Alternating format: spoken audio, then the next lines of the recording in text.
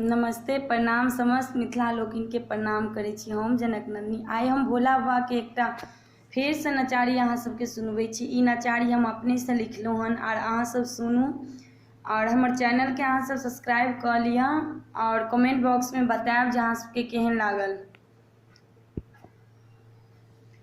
ये गौरी भोला कतऽ चलि गेला, हुनका कनिक बजबियौन ना। ये गौरी भोला कतऽ चलि गेला, हुनका कनिक बजबियौन ना। हुनका कनिक बजबियौन ना, ये गौरी कनिक बजबियौन ना। ये गौरी भोला कतऽ चलि गेला, हुनका कनिक बजबियौन ना। ये गौरी भोला कतऽ चलि गेला, हुनका कनिक बजबियौन ना। जँ भोला कहता तऽ भांग तोड़ि अनबन, जँ भोला कहता तऽ भांग तोड़ि अनबन, भांग हम पिसबन ना। ये गौरी भांग हम पिसबन ना। ये गौरी भोला कतऽ चलि गेला, हुनका कनिक बजबियौन ना। ये गौरी भोला कतऽ चलि गेला, हुनका कनिक बजबियौन ना। जँ शिव कहता तऽ गणपत खेलेबन, जँ शिव कहता तऽ गणपत खेलेबन, बसहा चढ़ेबन ना। ये गौरी बसहा चढ़ेबन ना। ये गौरी भोला कतऽ चलि गेला, हुनका कनिक बजबियौन ना।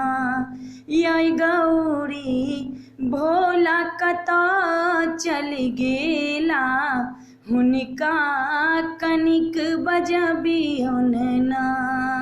हुनका कनिक बजबियौन ना। ये गौरी कनिक बजबियौन ना। ये गौरी भोला कतऽ चलि गेला, हुनका कनिक बजबियौन ना।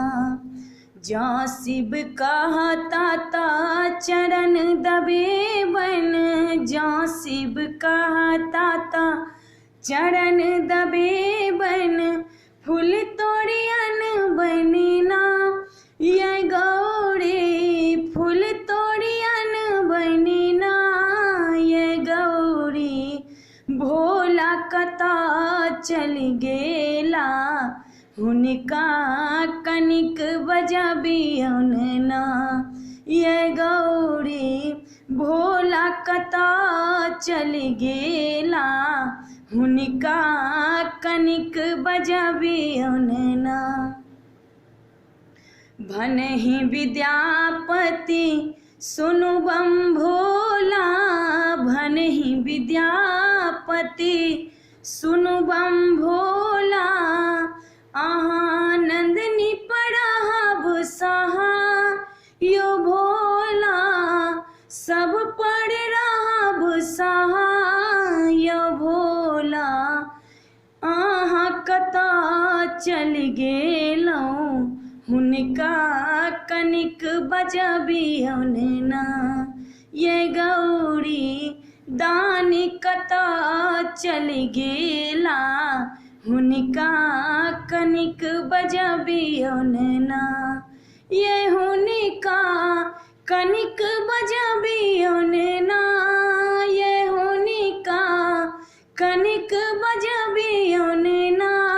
ये गौरी कतऽ चलि गेला, हुनका कनिक बजबियौन ना।